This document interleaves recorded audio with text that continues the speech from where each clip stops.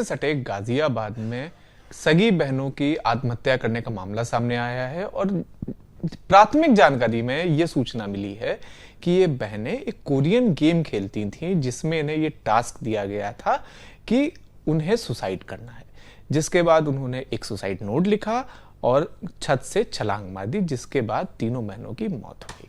हम लोग के साथ बातचीत करने के लिए साक्षात दुग्गल जी हैं, साइबर विशेषज्ञ। सर बहुत बहुत स्वागत है बीपी न्यूज़ में आपका।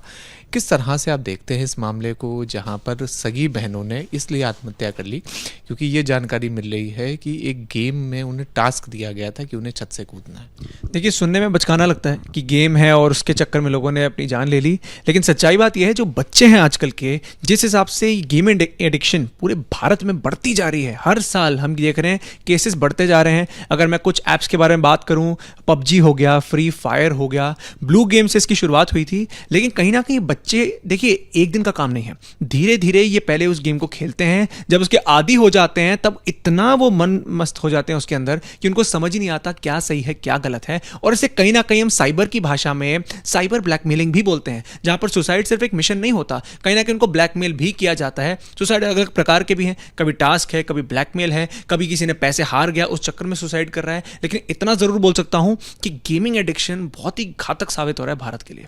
अच्छा, इस तरह के जो गेम्स होते हैं ये ऐसे टास्क क्यों देते हैं बच्चों को कि मतलब बच्चा सुसाइड कर ले? इससे पहले ब्लू व्हेल का भी हम सभी लोगों ने एग्जाम्पल देखा कि पूरे विश्व में मतलब इसके ऊपर मतलब चर्चा भी मतलब छिड़ी, और पहली बार गेमिंग एडिक्शन जब पब्लिक डोमेन के अंदर, मेन स्ट्रीम के अंदर इतना ज़्यादा वोकली आया था तो वो ब्लू व्हेल के बाद ही आया था। लेकिन उसके बावजूद इस तरह के ना गेम्स आ रहे हैं, बच्चे खेल, तो इनकी क्या मेंटेलिटी रहती होगी गेम डेवलपर्स की जो इस तरह के ना सुसाइड मिशंस देते हैं? देखिए, हर गेम एक प्रकार की नहीं होती। जैसे कि अगर मैंने पबजी का एग्जांपल दिया, फ्री फायर का एग्जांपल दिया, बहुत लोग खेलते हैं इसको, और ये मतलब नहीं कि हर बंदा सुसाइड कर लेता है, लेकिन हर बच्चा अलग होता है। कितने हमने केसेस ऐसे देखे हैं जहां पर गेम्स में आपने बच्चे ने कितने सारे पैसे गवा दिए और फिर कुछ हार गया, कुछ हुआ तो उस प्रेशर में कि माँ बाप को मैं पैसे नहीं दे पाऊंगा तब सुसाइड कर लिया।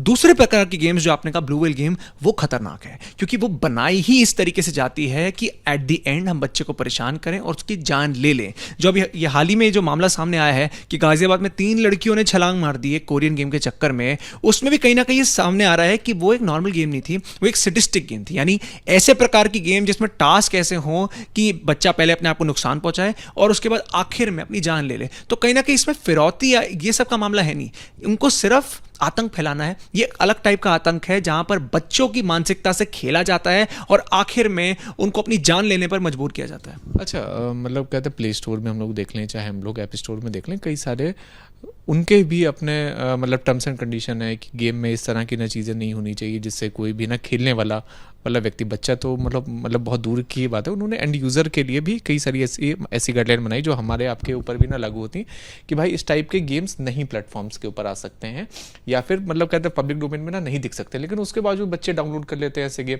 तो इसके पीछे किसे आप जिम्मेदार मानते हैं कि इस तरह के गेम्स ईजिली अवेलेबल रहते हैं जिसको बच्चे डाउनलोड कर खेलते हैं, फिर उसके बाद इस तरह की घटनाएं?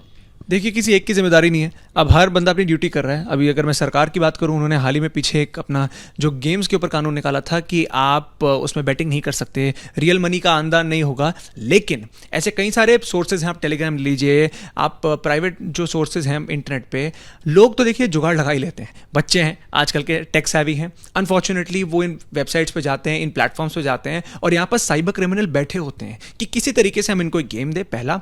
दूसरा, एक नया ट्रेंड आजकल आ रहा है कि गेमिंग एडिक्शन के नाम पे, यानी कि एक बहुत अच्छी गेम आपको दे दी जाएगी, उस पर लिंक दिया जाएगा, जैसे आप वो लिंक क्लिक करेंगे उसमें मैलवेयर होता है। तो देखिए, गेम्स के चक्कर में, गेम्स एक प्लेटफॉर्म है, उसको साइबर क्रिमिनल्स अलग अलग प्रकार से बच्चों के दिमाग में मानसिकता भी खेलते हैं, उनको मजबूर करते हैं कि वो अपनी जान भी ले लें। और तीसरा, कहीं ना कहीं फिरौती में भी ये मामले सामने आ रहे हैं। बस आपसे ना आखिरी सवाल है, ये वही मतलब कहते वही वाला सवाल, उसको एक बार मतलब घुमा कर फिर से पूछना है कि इस प्रकार के जो गेम डेवलपर होते हैं जो इस तरह के ना सुसाइड गेम्स को ना डेवलप करते हैं, उनकी क्या मेंटलिटी आपके हिसाब से होती है? सैडिस्टिक प्लेजर होता है या फिर मतलब मोटिव ही मतलब यही होता है कि मतलब ज़्यादा से ज़्यादा लोगों की ना जान लेना? क्या इसके पीछे देखिए, सैडिस्टिक प्लेजर तो 100% है, क्योंकि यहाँ पे मनी की फिरौती के बारे में तो बात ही नहीं, पैसा तो है ही नहीं। आप सैडिस्टिक प्लेजर है पहला। दूसरा, कहीं ना कहीं ये गेम्स के डाउनलोड भी इसलिए बढ़ते हैं क्योंकि इनको जब भी कोई भी बच्चा इनको गेम खेलता है तो शुरुआत में बहुत ही एडिक्टिव है। और सिर्फ बच्चों की बात नहीं कर रहा, कोई बड़ा भी अगर खेले, जब ब्लू व्हेल की हमने बात की है, वहां सिर्फ बच्चे नहीं थे, वहां बड़े लोग भी थे जिन्होंने अपनी जान ली। तो ये गेम्स बनाई ऐसे जाती हैं, एडिक्टिव रहती हैं पहला, दूसरा सैडिस्टिक प्लेजर तो रहता ही है, और तीसरा सबसे महत्वपूर्ण ये है आजकल जो हम साइबर वॉरफेयर की बात कर रहे हैं, दूसरे जो देश हैं कहीं ना कहीं भारत पर इस तरीके से भी हमला करते हैं कि ऐसी गेम बनाई जाए और भारत की जो युवा पीढ़ी है उस पर हमला किया जाए।